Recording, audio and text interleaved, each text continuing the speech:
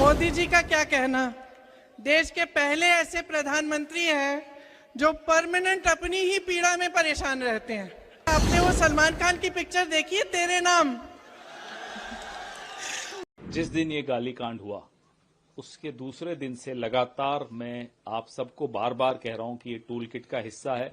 इस tool kit में अगला चरण है कि प्रधानमंत्री बिहार में जाकर रोएंगे और कहेंगे ओ देखो मुझे गाली दे दी। वही हुआ न। कांग्रेस में कोई ऐसा नेता या कार्यकर्ता है जो किसी की मां का अपमान कर सकता है। मैं पूरी उम्मीद है मुझे कि बीजेपी में भी ऐसा नहीं होगा। जो व्यक्ति कहता है मैं नॉन बायोलॉजिकल हूं, वो किसका अपमान कर रहा है? क्या वो अपनी मां का अपमान नहीं कर रहा? नमस्कार दोस्तों, मैं हूं आपके साथ अर्पित। दोस्तों, हमारे प्रधानमंत्री विलक्षण प्रतिभा के स्वामी हैं। उनका व्यक्तित्व कुछ इस तरह का है कि उसे कोई पढ़ नहीं सकता, उन्हें कोई समझ नहीं सकता। प्रधानमंत्री जापान जाते हैं, चीन जाते हैं, वहां पर बड़े ही खुश नजर आते हैं, हंसते खिलखिलाते से, खीसे निपोड़ते से।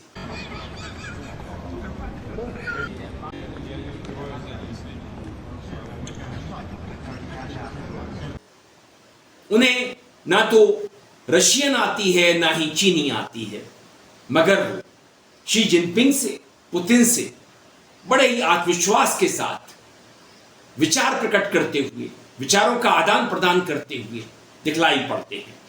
मगर जब प्रधानमंत्री भारत वापस लौटते हैं तो उनके तेवर बदल जाते हैं। उनके चेहरे पर मायूसी सी दिखलाई पड़ती है, जैसे कि वो बड़े ही दुखी और व्यथित हो। बिहार की धरती पर प्रधानमंत्री एक जनसभा को संबोधित करते हैं, विक्टिम कार्ड खेलते हैं, कहते हैं कि मेरी माता को, स्वर्गीय माता को गालियां दी गई, मुझे गालियां दी जाती हैं। आपको मेरी माता को जो गाली दी गई है उसका बदला लेना है। मोदी तो तुम्हें एक बार माफ कर भी देगा, लेकिन भारत की धरती ने मां का अपमान कभी बर्दाश्त नहीं किया है। इसलिए आरजेडी और कांग्रेस को सात बहिनी से माफी मांगनी चाहिए, छठी मैया से माफी मांगनी चाहिए। साथियों, मैं बिहार के लोगों से भी कहूंगा, इस अपमान की जवाबदेही तय करवाना बिहार के हर बेटे की भी जिम्मेदारी है। आरजेडी कांग्रेस के नेता जहां भी जाएं, जिस गली, जिस शहर में जाएं, उन्हें चारों तरफ से एक आवाज सुनाई देनी चाहिए।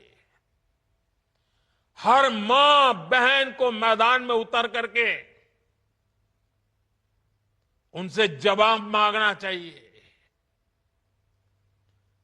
हर गली मोहल्ले में से एक ही आवाज आनी चाहिए, मां को गाली नहीं सहेंगे, नहीं सहेंगे। बिहार में विधानसभा चुनाव होने हैं तो प्रधानमंत्री को बिहार की बड़ी चिंता है।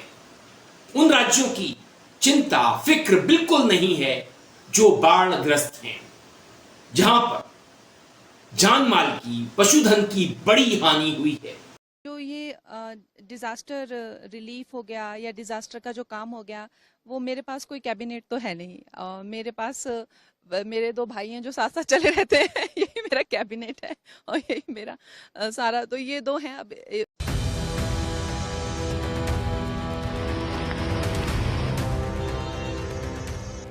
जहां के लोग अभी भी बाढ़ से त्रस्त हैं, बाढ़ की त्रासदी झेल रहे हैं।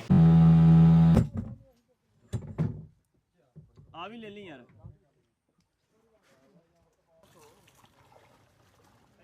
और इसी गाय का जो दूध है इसके बच्चे को पिला रहे हैं।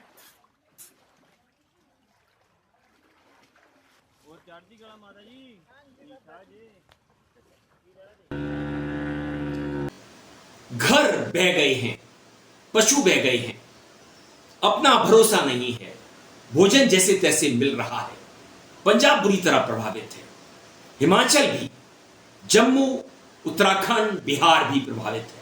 लेकिन प्रधानमंत्री को यहां के बाढ़ से त्रस्त लोगों की चिंता नहीं है। उन्हें यहां पर जो नुकसान हुआ है उसकी उतनी फिक्र नहीं है, क्योंकि उन्होंने इन राज्यों का, इन क्षेत्रों का अभी तक दौरा नहीं किया है।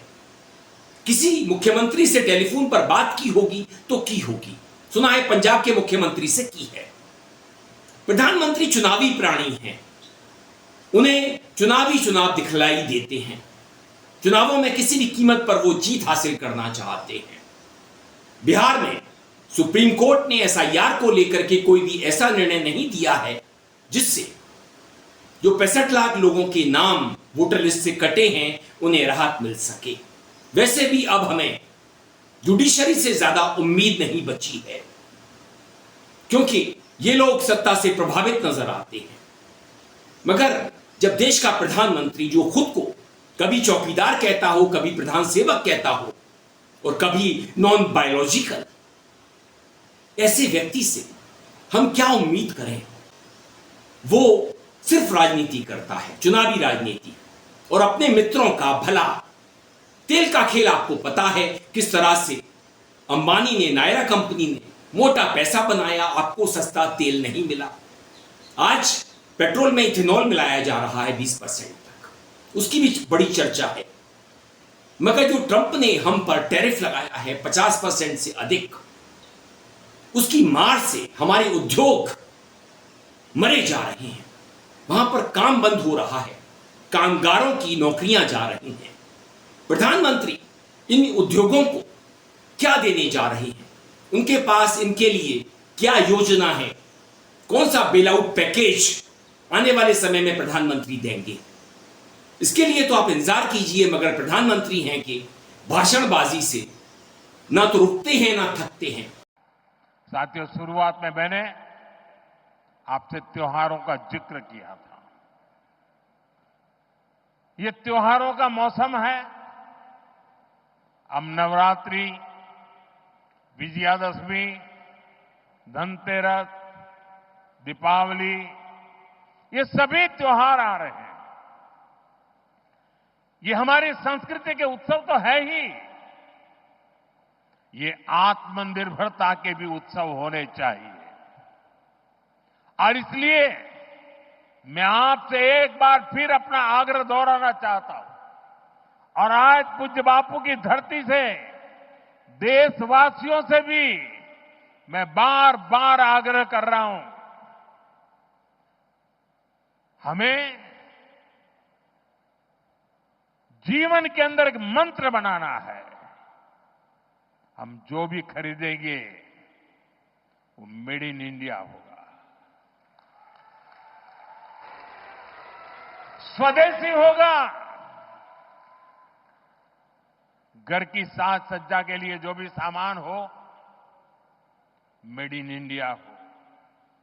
यार दोस्तों को गिफ्ट के लिए कुछ देना है, उपहार वही जो भारत में बना हो, भारत के लोगों द्वारा बनाया गया हो।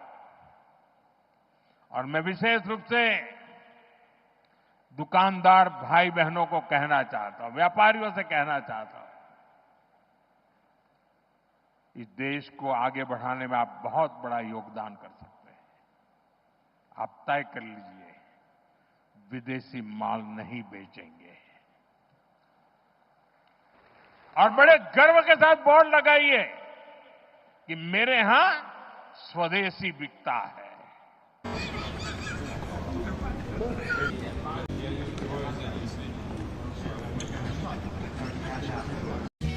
फेंको, फेंको अपनी पूरी शक्ति के साथ फेंक।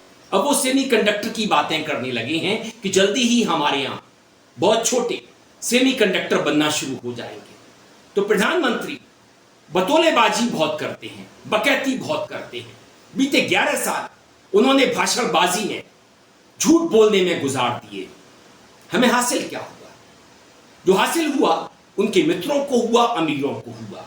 और देश के बड़ी संख्या में अमीर देश छोड़ चुके हैं। प्रधानमंत्री इसके लिए कुछ करेंगे इसकी उम्मीद मैं उनसे नहीं कर सकता, उनके अंधभक्त कर सकते हैं। ऐसे में हमारा क्या होगा, हमारे उद्योगों का क्या होगा, युवाओं का क्या होगा, किसानों का क्या होगा, मछुआरों का क्या होगा, पशुपालकों का क्या होगा, उन राज्यों का क्या होगा जो बाढ़ से बुरी तरह से आज भी पीड़ित हैं, उसकी भरपाई कैसे होगी, वहां के लोग फिर से कैसे खड़े हो पाएंगे?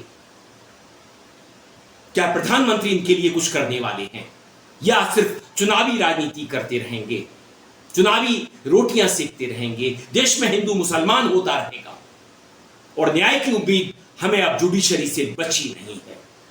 फिर देश में लोकतंत्र के नाम पर बचा क्या है? दोस्तों, वीडियो पसंद आए तो आप इसे लाइक कीजिए, दोस्तों साथियों में खूब शेयर कीजिए, चैनल को सब्सक्राइब भी कर दीजिए, बेल आइकन का घंटी जैसा बटन जरूर दबाइए जिससे कि आने वाले वीडियो की आपको नोटिफिकेशन मिल सके। आपकी प्रतिक्रियाओं का मुझे इंतजार रहता है, मेल आईडी और कमेंट बॉक्स में जरूर कीजिएगा।